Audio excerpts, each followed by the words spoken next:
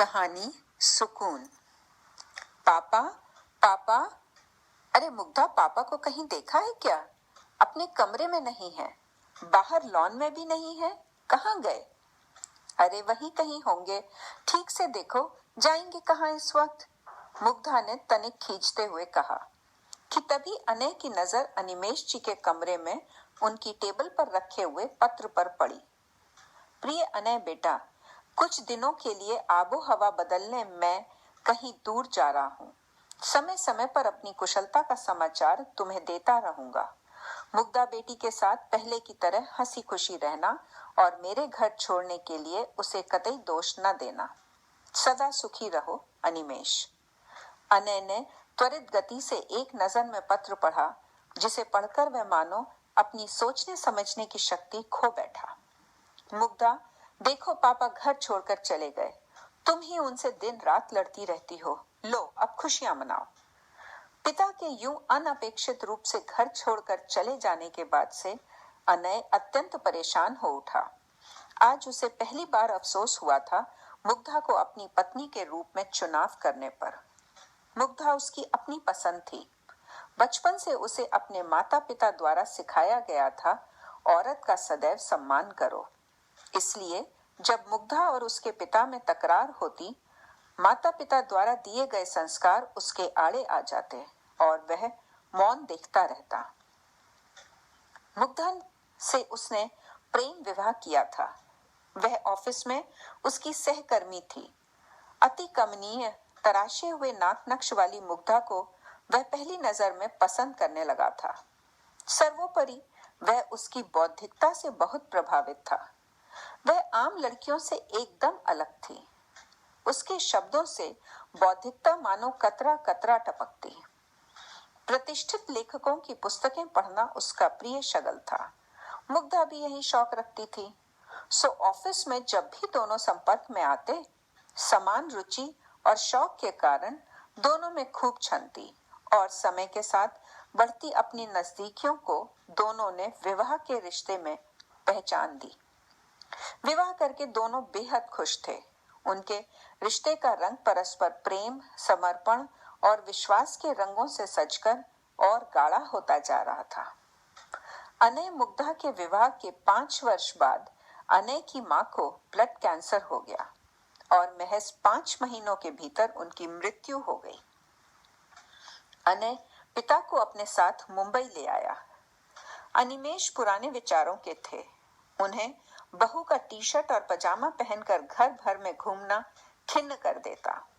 बहू की रसोई में प्याज लहसुन के बिना कोई सब्जी नहीं बनती और अनिमेष जी को प्याज लहसुन से सख्त नफरत थी। बहू की रसोई में अंडा रोज पकता और अनिमेष जी के घर आज तक कभी अंडा आया नहीं था।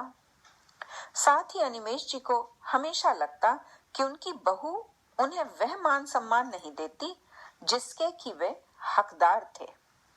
यदि उसे अनिमेष जी की कोई बात पसंद नहीं आती तो वह स्पष्ट रूप से उन्हें कह देती थी। अनिमेष जी को बहू की यह बेबाकी जुबान दराजी लगती। अनिमेष जी बहू से चिड़े चिड़े रहते और लगभग रोजाना ही किसी ना किसी बात को लेकर उनमें और मुग्धा में बहस और मनमुटाव हो जाता।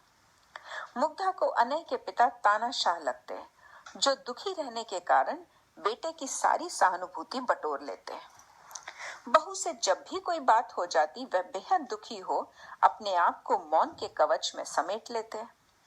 कभी कभी अपनी प्रिय सहचरी के साथ बीते हुए दिनों की याद कर झरझर आंसू बहाते, जिसे देखकर अनय अत्यंत उदास हो जाता।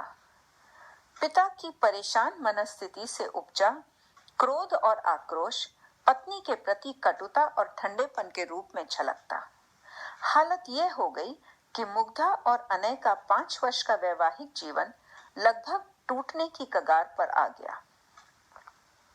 उस दिन मंगलवार था। वे युवावस्था से ही मंगलवार का व्रत रखते आ रहे थे। दोपहर में अपना झूठा गिलास रसोई में रखने वह आए थे कि उन्होंने देखा कि नौकर रामू ने अंडे की सब्जी के डोंगे में पड़े चमचे को उनके लिए बनाई गई आलू की सब्जी के डोंगे में डाल दिया। यह देखकर अनिमेष अदम्य क्रोध से रामू को डांटने लगे।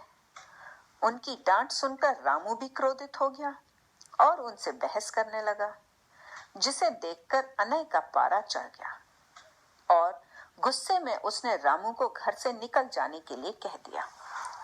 रामू को यूं इतनी मामूली सी बात पर नौकरी छोड़कर जाते देख मुग्धा के हाथ पांव फूल गए। वह अनिमेष जी को तेज आवाज में रामू को निकलवाने का उल्हाना देने लगी, जिसे सुनकर अनिमेष जी अपने कमरे में जाकर सुबकने लगे। उधर रामू के चले जाने से घर के सभी कामों का भार मुग्धा पर आ गया। रविवार का दिन था। बर्तनों से भरा सिंक, अस्त व्यस्त गंदा घर और गंदे कपड़ों का ढेर जमा देखकर मुग्धा का गुस्सा दोबारा फूट पड़ा और क्रोध के अतिरेक में उसने अपना अंतिम निर्णय सुना दिया। अनय, बहुत हुआ। मैं इतने दिनों से अपने खुद के घर में खुली हवा में सांस लेने को तरस गई हूँ। अब या तो वह इस घर में रहेंगे और या फिर मैं। अब तुम्हें फैसला करना है, तुम्हें कौन चाहिए, बीबी या पिता? मुग्धा का यह निर्णय सुन अनिमेष जी अवाक रह गए। उनकी अपनी बहू उनके साथ एक छत के नीचे रहने से इनकार कर देगी, यह उनकी सोच से सर्वथा परे था। अपने भविष्य के बारे में सोचते हुए उन्होंने सारी रात करवटें बदलते आंखों ही आंखों में काट दी। बहुत सोच समझकर उन्होंने एक निर्णय लिया। वह अपने कॉलेज के दिनों के प्रगाढ़ मित्र जॉन के वृद्धाश्रम में रहने चले जाएंगे। फिर उन्होंने सोचा, दिवाली का पर्व आ रहा था, क्यों न बेटे बहू के साथ दिवाली मनाकर ही वृद्धाश्रम जाएं। लेकिन फिर उन्होंने सोचा, इतनी मोह माया भी उनके लिए ठीक नहीं है। अगले दिन बेटे बहू के दफ्तर जाने के बाद उन्होंने अपना सामान पैक किया और उनके लौटने से पहले एक चिट्ठी लिखकर अपनी टेबल पर रख दी, जिसे पढ़कर अनय अपना आपा खो बैठा। धनतेरस का दिन था, लेकिन आज मुग्धा के घर में बियाबान सन्नाटा पसरा हुआ था। हर वर्ष धनतेरस पर पापा उसके लिए अपनी पेंशन के रुपए से सोने की कोई चीज खरीद कर लाते थे। दिवाली पर पापा हमेशा उसकी पसंद के मेवे भरी गुजिया और अखरोट की बर्फी घर से बहुत दूर पुराने शहर से लेकर आते थे। खुद भी खाते और कौर कौर मिठाई उसे और अनय के मुंह में अपने हाथों से देते थे। लेकिन इस वर्ष घर में अभी तक मिठाई का एक टुकड़ा तक नहीं आया था। ना ही अनय ने हर वर्ष की भांति बिजली की झालर टांड से उतारी थी। अगले दिन मुग्धा अभी अभी बस उठी ही थी और सोच रही थी कि पापा अकेले न जाने कहां और कैसे होंगे। एक बार फिर से पापा उसके विचारों के केंद्र बिंदु बन गए। रामू रोज 9 बजे तक आता था, लेकिन रामू के आने तक एक बार पापा उनके और अनय के लिए चाय बना देते थे। पिछली बार जब उसे बुखार हुआ था तो पापा ने अनय को सुलाकर खुद उसके पलंग के पास आराम कुर्सी पर रात गुजारी थी और उसकी देखभाल की थी। यहाँ तक कि समय पर दवाई की गोलियां तक वह उसके हाथ में देते थे। यह सब क्या था? पापा का उसके लिए गहरा लगाव और लाड़ ही तो था। वह उसे घर की बहू का पूरा मान और रुतबा देते थे, लेकिन क्या वह इन सब का उन्हें कुछ अंशों में भी प्रतिदान दे पाई थी? आज पापा के जाने के बाद मुग्धा को उनका लाड़ दुलार मान देना शिद्दत से याद आ रहा था। तभी फोन की घंटी घनघनाई और मुग्धा ने झपट कर फोन उठाया। दूसरी ओर से एक अपरिचित आवाज ने उससे कहा, अनय से बात हो सकती है? जी, वह अभी सो रहे हैं। कहिए, क्या काम है? मैं मुग्धा उनकी पत्नी बोल रही हूँ। अच्छा मुग्धा बेटी, बस मुझे इतना बताना था कि अनिमेष जी मेरे यहाँ हैं। वहाँ हैं? आप बस अपना पता बताइए, मैं अभी आधे घंटे में वहाँ पहुँचती हूँ।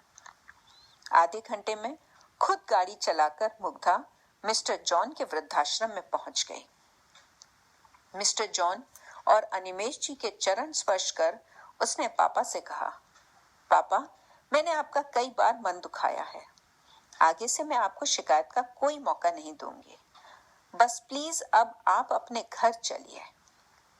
उधर घर लौटते हुए अनिमेष जी सोच रहे थे कि उनका वनवास तो महज 3 दिनों का रहा वह तो अपनी अयोध्या में मात्र 3 दिनों में वापस आ गए, लेकिन अब उन्हें भी अपनी ओर से शायद प्रयत्न करने होंगे कि भविष्य में मुग्धा के साथ टकराव की स्थिति कभी ना आए। इसके लिए उन्हें थोड़ा उदार बनना होगा। मुग्धा की कमियों को आधुनिक समय और नई पीढ़ी की मांग समझते हुए उन्हें नजरअंदाज करना पड़ेगा। पापा को मुग्धा के साथ आया देख अनय खुशी से झूम उठा। वह सोचने लगा कि अगर नई पीढ़ी और पुरानी पीढ़ी दोनों एक दूसरे के दृष्टिकोण को समझ लें तो साथ रहना कितना आसान हो जाए और पीढ़ियों के अंतर से उपजी समस्याएं स्वयं सुलझ जाएं। अनय सोच रहा था कि अब उसे एक पति और एक बेटा बनकर मुग्धा और पापा दोनों को अपने विश्वास में लेकर समझाना होगा। इस सोच ने अनय को अपूर्व सुकून दिया। दिवाली की बहुप्रतीक्षित सुरमई शाम होने आई। रात्रि की कालीमा धरती को अपने आगोश में लेने को आतुर धीमे धीमे उतर रही थी। पापा के लौट आने से घर में दिवाली की उमंग और उल्लास मानो दुगना हो उठा। मुग्धा घर के प्रवेश द्वार पर मध्यम रोशनी से टिमटिमाते दिए रख रही थी। पापा मुग्धा के साथ किसी बात पर हंसते हुए अत्यंत खुश लग रहे थे। उन्हें आनंदित देख अनय का अंतर्मन भी मानो सैकड़ों दियों की रोशनी से जगमगा उठा।